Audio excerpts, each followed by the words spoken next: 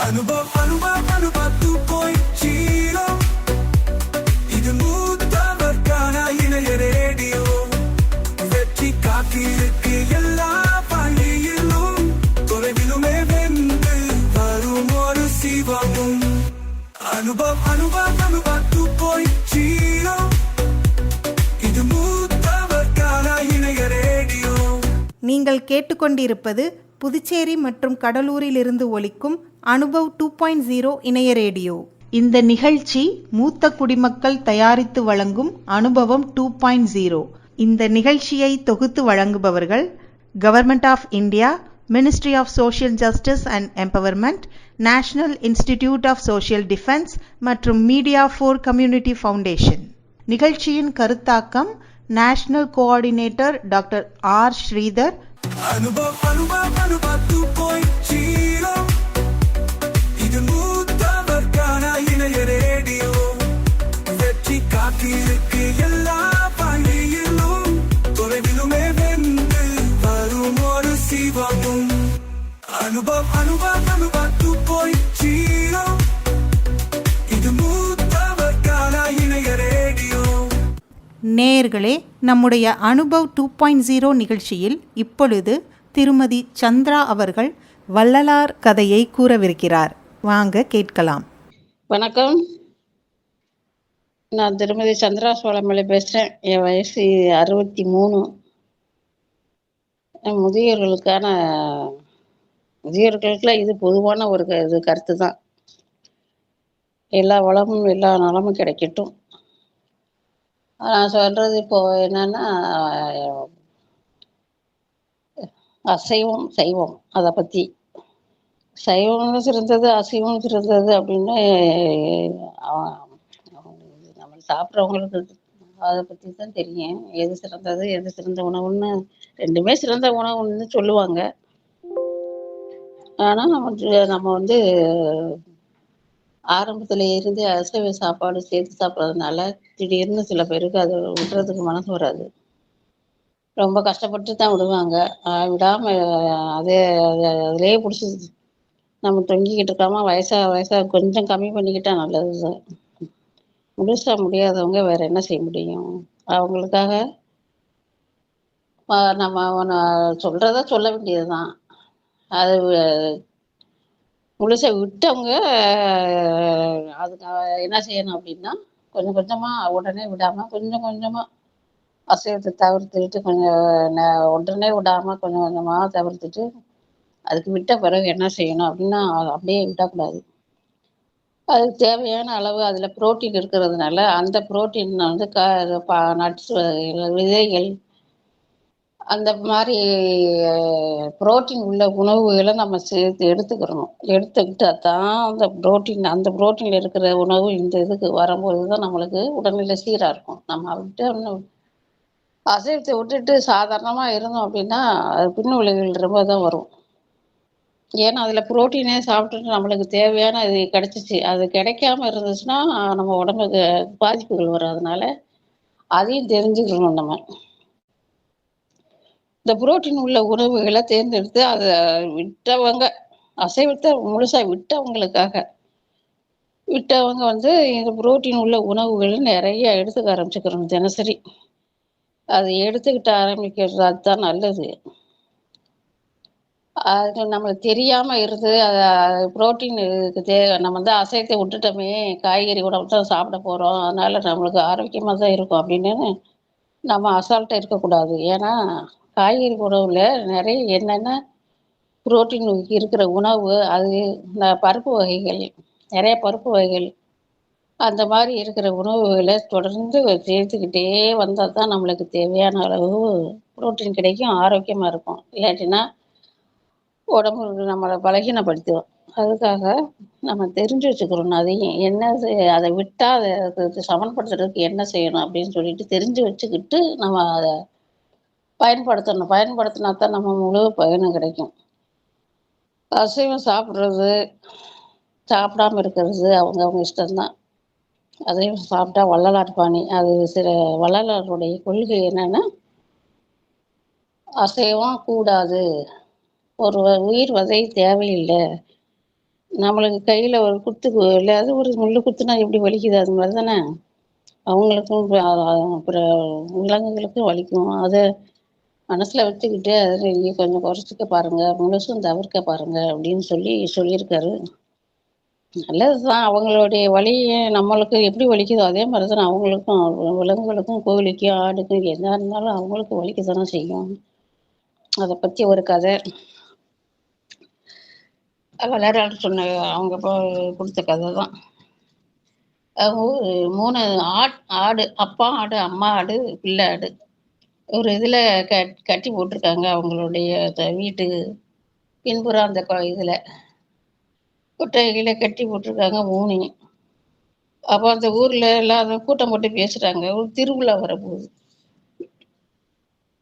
ஊருக்கு திருவிழா வந்தோடனே அங்கே இருக்கிற சாமிக்கு கிடா வெட்டுருவாங்கல்ல, அது கிடா வெட்டி பூஜை பண்ணுறதுன்னு ஒரு முறை இருக்குது. அது செய்யக்கூடாதுன்னு தான் சொல்கிறாங்க. ஆனால் இன்ன வரைக்கும் இப்போ அதை நடைமுறைப்படுத்திக்கிட்டு தான் இருக்காங்க. வேறு வழி இல்லை. அதனால அதுக்கு சட்டத்திட்டம் போட்டும் ஒரு பிரயோசனமும் கிடையாது. இந்த சாமிகளுக்கு படைக்கணும் அப்படின்றது நோக்கத்தில் அவங்க செய்கிறது. அது அவங்கள மாற்றவும் முடியாது. சாமிக்கு கொடுத்தா அப்படி செஞ்சால் தான் நம்மளுக்கு குடும்பம் எல்லாம் சிறப்பாக இருக்கும்னு நான் வந்து அவங்க நம்பிக்கையோடு செய்கிறதுனால அது ஒன்றும் தடுக்கவும் வழி இல்லை. தடுக்கிற சொன்னாலும் கேட்கவும் முடிய மாட்டேன்றாங்க. அதுக்காக நம்ம என்ன செய்ய முடியும்? அதுக்காக ஒன்றும் செய்ய முடியாது நம்மளால. நம்ம வந்து அதை கொஞ்சம் கொஞ்சமாக தவிர்த்துக்கலாம்ல. அது சட்டத்திட்டங்களை மதிக்காமல் இருக்குது அவங்க பாடு. நம்மளை சொல்கிறோம், பொதுவான அவங்களுக்கு சொல்கிறேன். அவங்க வந்து அந்த கதையில இந்த 3 ஆட்டுக்குட்டி இருக்கு. ஊர்ல தான் பேசிட்டு திருவிழாக்கு ஆடு வந்து பலி கொடுக்கணும்னு சொல்லிட்டு பேசிக்கிட்டு இருக்கும்போது, இந்த 3 ஆட்டுக்குட்டிகளும் ஆடுகளும் அம்மா, அப்பா ஆடு. அம்மா ஆடு குட்டி ஆடும் கட்டி விட்டுருப்பாங்க. அப்பா ஆடு வந்து வெளியில நின்றுகிட்டு இருக்கும். அப்போ எல்லாம் பேசுறத கேட்டுக்கிட்டு இருக்கும். இந்த மாதிரி இது கொடுக்க போறாங்க. இதுல இந்த இவங்களோட பிள்ளை அந்த குட்டி இருக்குல்ல, அதைத்தான் கொடுக்க போறாங்க. அப்படின்னு சொல்லி ஊர் மக்கள்லாம் பேசி இருக்கும்போது, அதை வந்து தெரியப்படுத்தணும். பிள்ளைங்க பொண்டாட்டி அந்த அம்மாடுகிட்டையும் பிள்ளையாடுகிட்டையும் சொல்லும்போது 3 அழுவாங்க. பாப்போம் குட்டி ரொம்ப அங்கிட்டு போய் உட்கார்ந்து அழுவும். அப்புறம் அம்மாவும் அப்பாவும் நம்ம எப்படி பார்ப்போம்? அவங்க கூட எப்படி இருக்க முடியும்? நம்மள இப்படி பலி கொடுத்துட்டாங்க, நம்ம என்ன செய்யறது? பார்க்க முடியாம இருக்குமே அப்படின்னு சொல்லிட்டு அம்மா ஆடு இங்கிட்டு அங்கிட்ட அப்பா ஆடு சமாதானப்படுத்திக்கிட்டு இருக்கும். குட்டி ஆடு என்ன செய்யறது? அதனால அது ரொம்ப திணறிக்கிட்டு இருக்கும். அப்புறம் என்ன நம்ம ஆடுக்கு அப்பா ஆடு சொல்லும், சரி நீங்க 2 பேரும் இங்கேயே இப்படி இருங்க. நான் வெளியில போய் ஒரு இடத்த பார்த்துட்டு உங்கள வந்து கூட்டிட்டு போய் உங்கள காப்பாத்துறேன். அங்கிட்டு மறைச்சு வச்சிருந்தேன்னா அவங்கலாம் உங்கள ஒண்ணும் செய்ய முடியாதுல்ல. நம்ம சீக்கிரமா போயிட்டு வந்துடுறேன்னு சொல்லி கிளம்பிரும். சரின்னு சொல்லிட்டு அம்மாவும், குட்டியும் கொஞ்சம் நிம்மதியா இருப்பாங்க. அப்பா வந்து நம்மள கூட்டிட்டு போயிருவாங்க, பாதுகாத்து அப்படின்னு சொல்லிட்டு நீங்க இருக்கும்போது, நேரம் ஆகிக்கிட்டே இருக்கும். நேரம் ஆகிட்டே இருக்கும்போது அப்பா ஆடு வரல. அது எங்க போச்சுன்னு தெரியல. அங்க தேடிக்கிட்டு போயிருக்குது. அதனால எங்க போச்சுன்னு தெரியல, வரல. அப்புறம் பேசினவங்க ஜனங்க ஊருக்கு தலைவர் வந்து என்ன செய்வாரு, அதான் உத்தரவு போட்டார்ல அவரு. அதனால அங்க வந்து அந்த ஆட்ட பிடிச்சிட்டு போணும் அப்படின்றதுக்காண்டி வர்றாங்க. அப்புறம் அம்மா ஆடு ரொம்ப அப்படியே பதறி கத்தி கத்தி கத்திக்கிட்டே இருக்கும். அப்புறம் ஒரு வண்டியில வச்சு அந்த குட்டி ஆடை மட்டும் கட்டி அதை வண்டியில போட்டு கூட்டிட்டு போவாங்க. அதுதான் கோயிலுக்கு இது கொடுக்கறதுக்கு அப்படி அப்படின்ட்டு. சரின்னு சொல்லிட்டு அது போகும்போது அம்மா பின்னாடியே அவுத்து விட்டு இருந்துருப்பாங்களா, பின்னாடி கத்திக்கிட்டு ஓடும்.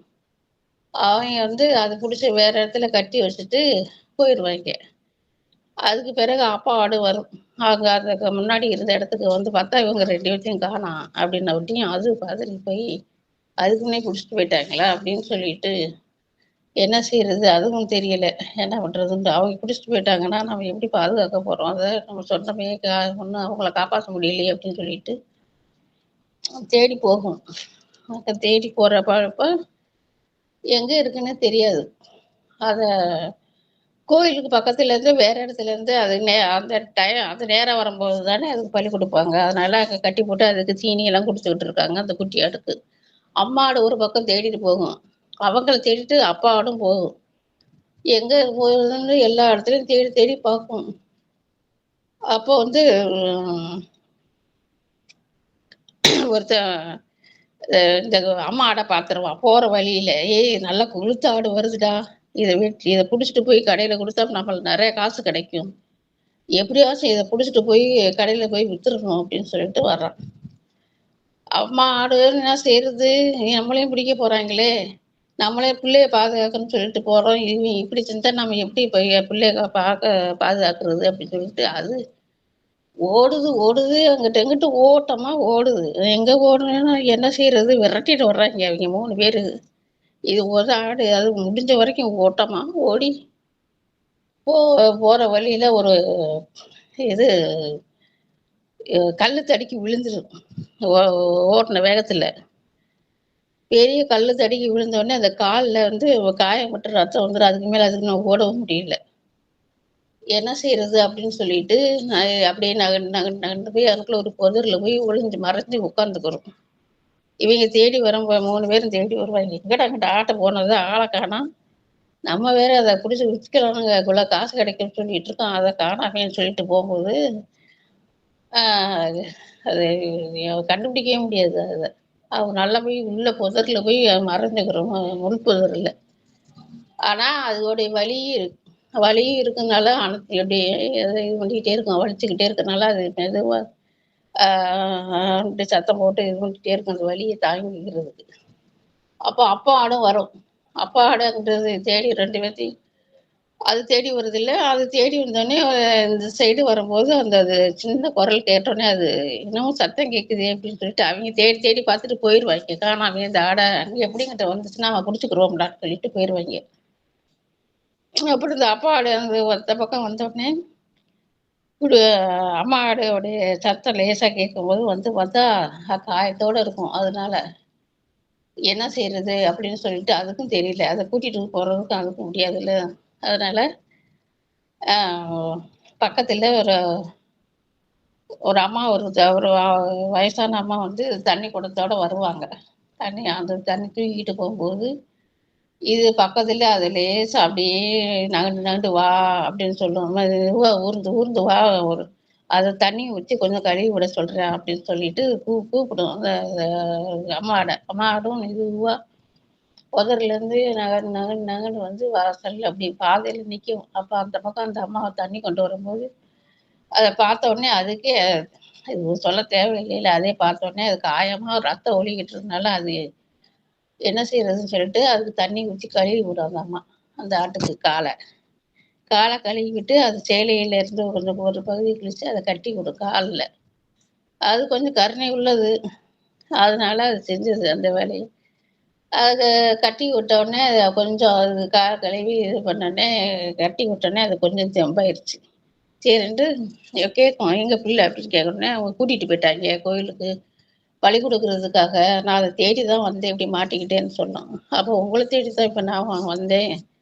இப்ப நீ உன்னைய பார்த்தாச்சு. நம்ம பிள்ளைய பார்க்க போவோம்ன்னு சொல்லிட்டு 2ம் இது வழியோட நடக்கும்.